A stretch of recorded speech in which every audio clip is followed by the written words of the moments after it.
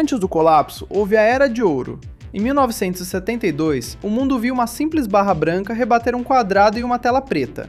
O Pong não era apenas um jogo, era o nascimento de uma nova forma de entretenimento. Em poucos anos, o que era uma curiosidade tecnológica tornou-se um fenômeno cultural imparável.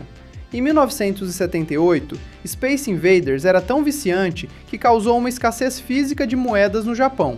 Logo depois, Pac-Man provou que pixels podiam se tornar ícones culturais, gerando bilhões em licenciamento. Hello? Somebody out there?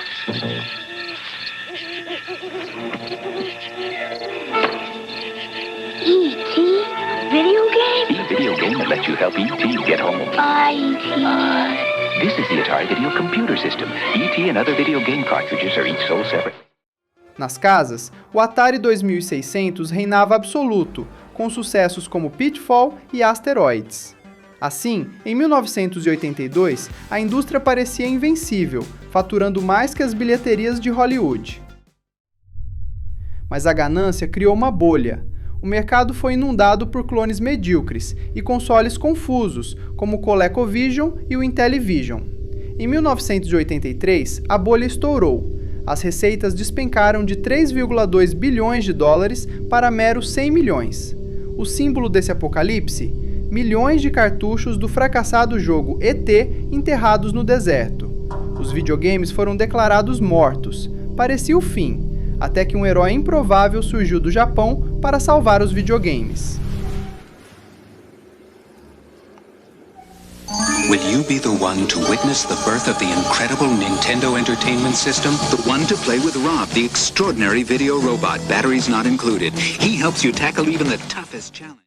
Para conquistar a América, a Nintendo não podia chegar como uma empresa de games. No Japão, o console era conhecido como Famicom, mas o nome videogame era considerado tóxico. As lojas como Toys R Us e Macy's simplesmente se recusavam a abrir espaço nas prateleiras para o que consideravam um lixo eletrônico. Hiroshi Yamauchi, o patriarca da Nintendo, sabia que precisava de um disfarce. A primeira parte da estratégia foi o design. Enquanto o Famicom japonês era um brinquedo colorido, o Nintendinho foi redesenhado para parecer um componente de alta fidelidade. De acordo com os registros históricos, a Nintendo abandonou os cartuchos que eram inseridos no topo. Em vez disso, criaram um carregamento frontal. Mas o verdadeiro soldado dentro do cavalo de Troia era o Hobby, Robotic Operating Buddy. A Nintendo não vendeu o Nintendinho como um videogame, ela o vendeu como um Robotic Game System. Hobby era um acessório que, na prática, servia para muito pouco, mas estrategicamente era brilhante. Ele permitia que o console fosse classificado como um brinquedo tecnológico, garantindo seu lugar nas prateleiras de brinquedos ao lado de Legos e bonecos, longe da seção de eletrônicos falidos.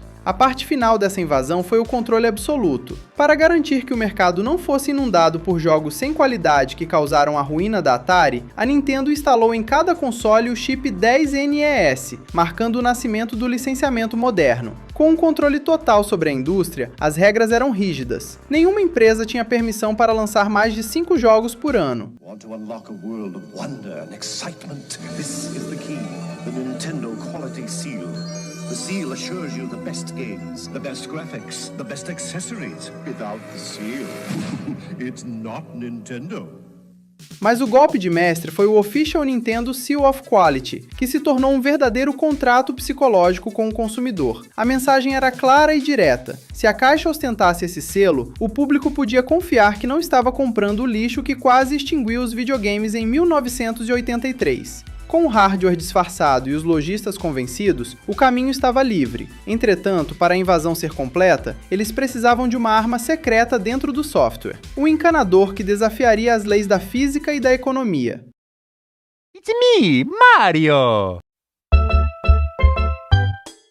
Shigeru Miyamoto, o homem que criou o Mario. Ele não era um programador, mas um artista e designer industrial que viu o mundo de forma diferente. Ao transformar pixels em personagens vivos, Miyamoto não apenas criou um jogo, ele salvou uma indústria inteira através da sua visão artística e técnica. Naquela época, a equipe não utilizou ferramentas automatizadas. O design das fases era desenhado à mão e entregue aos programadores, que convertiam cada bloco, inimigo e abismo manualmente em dados numéricos. Como não havia feedback instantâneo, a equipe só conseguia ver o resultado do que foi criado no dia seguinte. Esse processo artesanal forçou o time a ser cirúrgico, eles não podiam simplesmente experimentar no código. O design precisava estar perfeito no papel antes mesmo de ser jogado pela primeira vez. Até então, a maioria dos jogos acontecia em telas estáticas. Quando você chegava à borda, a tela mudava bruscamente. Miyamoto queria algo mais orgânico, o side-scrolling, a sensação de um mundo contínuo de terra, mar e céu. Dessa forma, o sucesso do Nintendinho não foi um golpe de sorte, foi o triunfo da precisão técnica sobre o caos criativo.